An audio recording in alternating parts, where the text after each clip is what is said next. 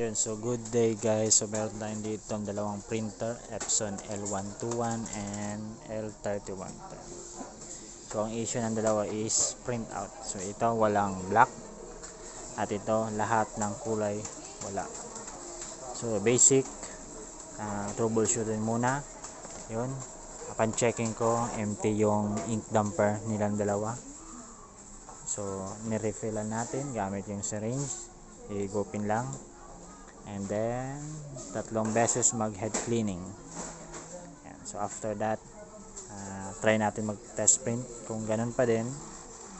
Yan, possible na dito kung sa L121 is printer head, and then sa L3110 naman pwede din printer head or yung ink system or yung pump assembly. So try natin munang palitan or linisan. Pag ganun pa din, printer head na.